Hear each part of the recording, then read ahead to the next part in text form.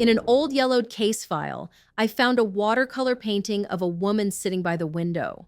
Her hair was pinned up, her face tilted gently toward the light. One hand held a needle and thread, the other rested on the lap of a small sleeping child. The haunting truth was that the child had passed away just a few weeks later. That woman's name was Lydia Sherman. Across 3 marriages, 7 children, and 3 cities, Lydia was always the one who remained. People trusted her because every death around her, illness, exhaustion, or fate, arrived at just the right moment, as if everything had been quietly arranged. Forensic reports from that era recorded almost nothing of note, only that people grew weak, grew tired, and quietly slipped away. Locals called Lydia the resilient widow, the mother who suffered great misfortune, or the woman of never-ending funerals. I came across the name Lydia Sherman when I visited the old Wethersfield facility to dig deeper into files on female killers from the late 19th century in the American East.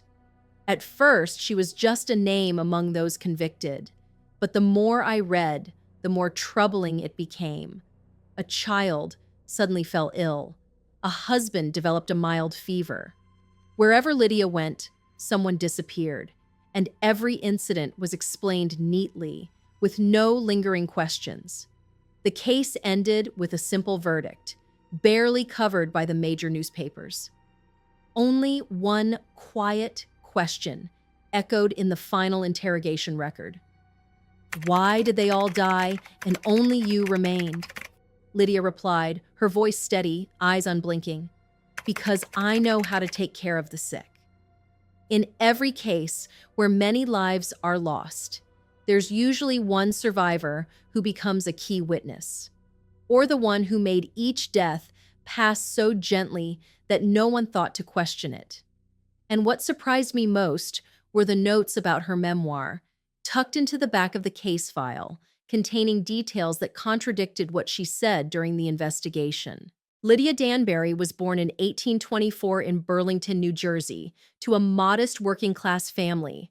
Her birth record noted nothing remarkable. She grew up through long winters and gravel-lined streets, blending into the rhythm of a simple life. Her childhood passed quietly, an ordinary girl raised in a society that taught women to live silently and obey without question. Lydia learned to read and write just enough to copy recipes and quote scripture, which, at the time, was considered sufficient. As she got older, she worked as a seamstress and occasionally took housekeeping jobs for well-off families in the area. Her life was quiet, careful, and orderly. People remembered her as a gentle, pleasant woman. In 1841, at the age of 17, Lydia married Edward Struck, a young police officer in Manhattan. They moved into a small house and had 6 children, 3 boys and 3 girls. Although no family photos survived, a few lines in the church registry marked the milestones: baptisms, marriage, and eventually, death. Lydia embodied the ideal of a domestic woman of her time. She rarely left the house, always wore long-sleeve dresses and a clean white apron, and kept her hair neatly pinned. Day after day, she cooked warm meals, tended to the children, kept the home in order, and brewed herbal remedies whenever someone in the house had a cough. To the neighbors, Lydia was the picture of devotion, a model wife who handled everything with quiet dedication, never asking for help or offering complaint. In the spring of 1864, Edward's health began to decline. He suffered from a persistent cough, sleepless nights, and a graying complexion. The doctor diagnosed him with painter's colic, lead poisoning, common among those who worked with paint. A few days later, Edward passed away. At that time, the death of an adult from a mysterious illness didn't raise suspicion. Lydia observed mourning customs properly, continued attending church, and carried on caring for her 6 children with the same diligence as before. After Edward's death, the rest of the household began to fade. Silence settled in. No cries for help. One by one, they simply stopped returning to the dinner table. After Edward Struck's death, Lydia was left alone to care for their 6 children in a small house in Manhattan. With only a modest widow's pension from the police department, she faced a mounting list of urgent expenses, with no stable job or savings to help her make it through the harsh winter. Neighbors would occasionally stop by, praising Lydia for her resilience. They admired how she kept the household in order, the children's clothes always clean, meals served on time. But those visits were often brief. No one ever stopped long enough to ask how Lydia was really doing. She quietly faced every hardship without shedding tears, without asking for help, without turning to the church for support. At the time, widowed women were taught that silence was their final virtue. Lydia wrapped herself in that silence like a cloak, hiding the growing panic that stirred inside her. The following month, her eldest son developed a high fever. The doctor believed it was just a common cold, but Lydia had her doubts. She stayed by his side, gently placing cool cloths on his forehead, cooking warm porridge, brewing herbal remedies, and staying up through 3 sleepless nights. But the boy didn't recover. Just a few days later, he slipped away quietly. 3 weeks after that, one of her daughters fell ill, followed soon by another. Lydia quietly changed the bedding, cleaned the floors, and folded the children's clothes, as if everything might somehow return to normal. But everything simply sank into a lasting silence. When the 4th child passed, Lydia sat alone in the quiet room, her eyes resting on her hands that had once cradled 6 small lives, now left completely empty. Neighbors whispered their sympathy. It's terribly sad, but perhaps it was God's will. At that time, medical science was still limited, and even minor illnesses could easily claim lives. Children often died from the flu, whooping cough, or infectious diseases. A mother losing 5 children within just a few months stirred sorrow, but not enough for anyone to stop and ask deeper questions. Lydia continued living in quiet solitude, brewing fragrant tea, making apple preserves, mending worn sleeves. She stayed in that same house, sending each loved one off to the cemetery with an uncanny calm, never uttering a complaint, never raising her voice in grief. Up until that point, everyone around her still placed their full trust in her. Only one detail seemed out of place against the customs of the time. In a home filled with loss, Lydia alone remained full of life, standing tall, wearing a tired smile whenever someone happened to pass by the window. Life always presents 2 extremes. Some admire, others judge. Lydia moved to Connecticut to avoid the gossip that followed the deaths of her entire family. In 1867, a doctor, moved by Lydia's circumstances, allowed her to earn a living as a nurse in Stratford. There, the widow met a fisherman named Dennis Hurlburt. Though he was much older than her, Lydia agreed to marry Dennis with the promise of a comfortable, well-off life. However, not long after the wedding, Dennis began to grow weak. Despite consulting the best doctors in the area, his condition showed no signs of improvement. Just like before, Dennis passed away. And once again, Lydia remained blameless in her husband's death.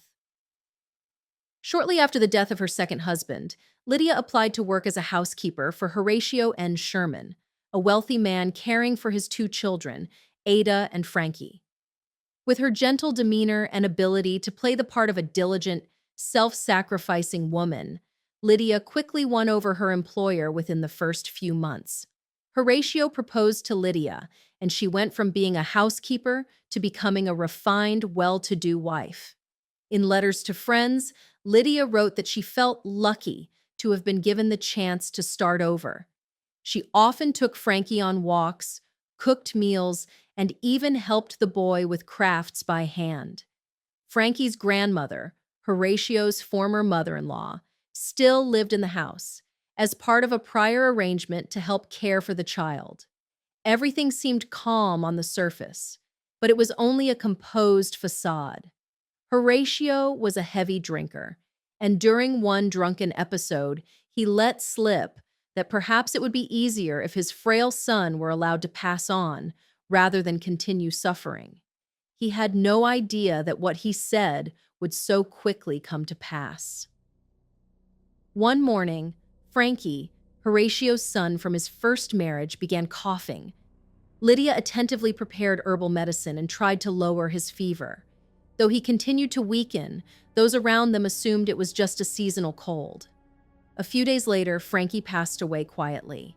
Not long after, Ada also failed to recover from a bout of seasonal flu. The deaths of both young children were seen as tragic but expected, given their already poor health. Yet one detail continues to haunt me. Not long after Frankie's death, his grandmother left the house. Could it be that she had sensed something unusual in what had happened to her grandson? Within a short period, the loss of both children, along with the unexplained departure of Horatio's former wife, was a devastating blow. Horatio collapsed under the weight of it all, retreating further into alcohol as a way to dull the pain, and Lydia, once again, became the only one left to manage the household, the kitchen, and every detail of daily life. A month later, Horatio began to decline. He frequently felt dizzy and lost his appetite. Neighbors, accustomed to his erratic drinking habits, assumed he was simply dealing with the effects of too much alcohol. Each night, Lydia continued to care for him with quiet dedication. But not long after, Horatio passed away, leaving Lydia once more in the role of the grieving widow. It was this quietness that made Lydia's crimes so frightening. They drained the life from her victims in silence, without chaos. Reviewing Lydia's residency records from those years, I noticed a troubling pattern. Wherever she settled, within just a few months, a name would be crossed off a birth register.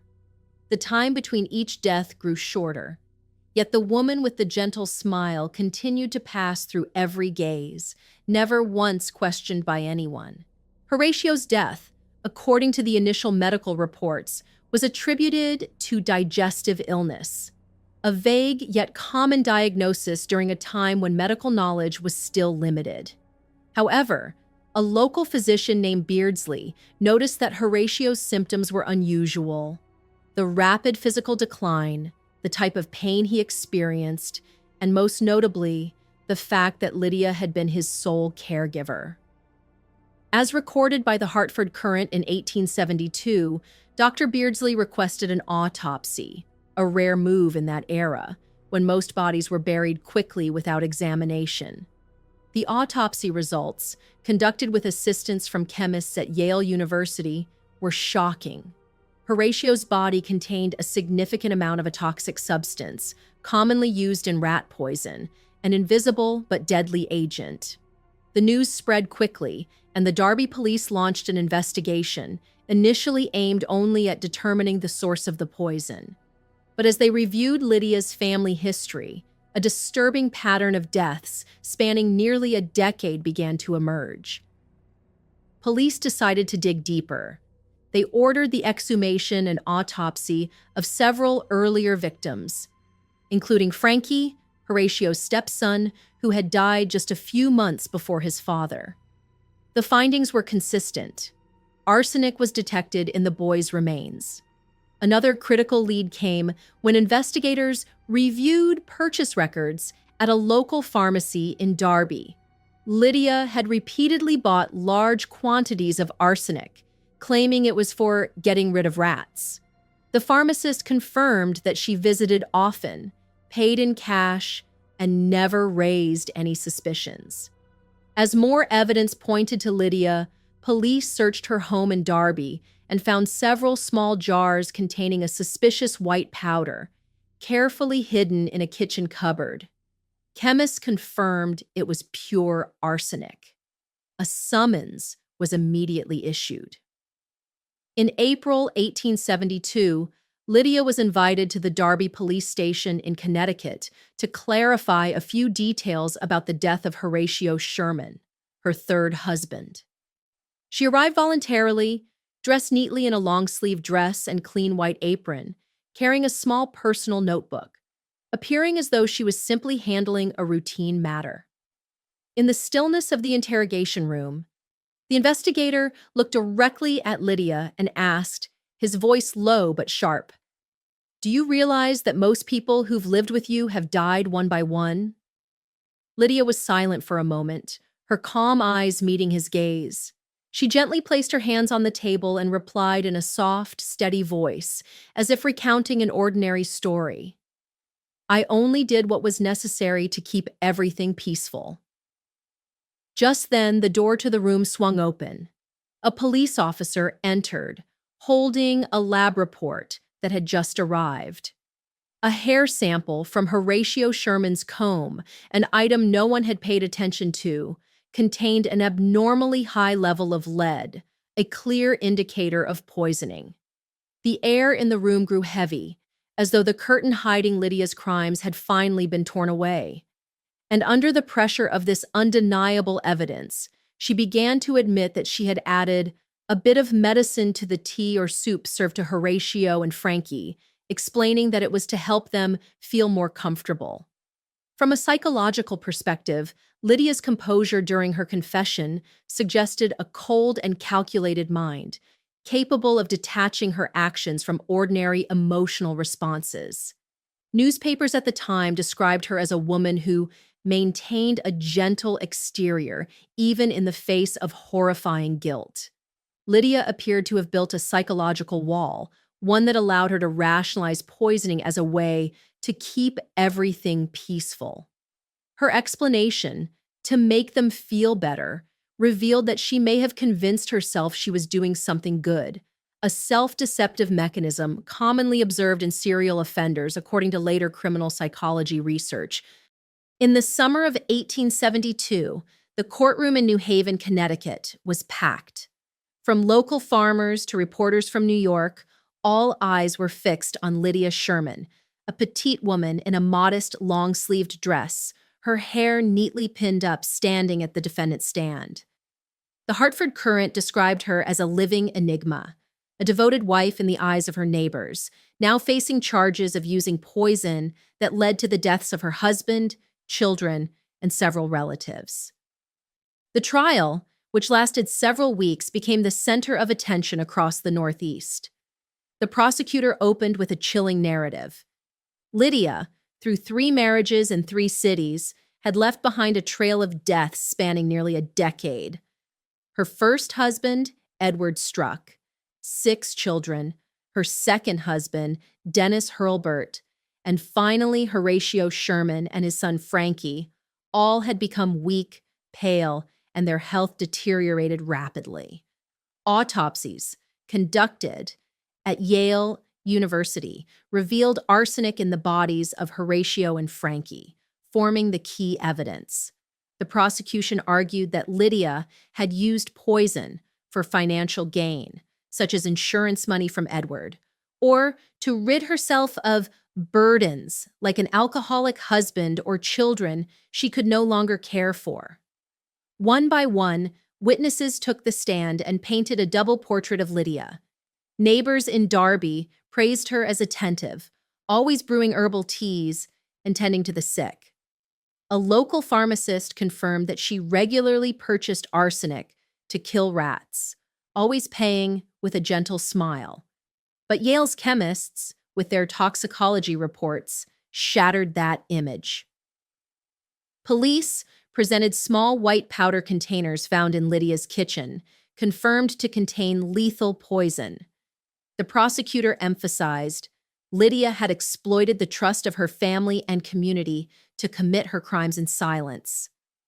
Lydia's defense attorney argued that she was merely a mother and wife who had endured much misfortune during a time of widespread illness.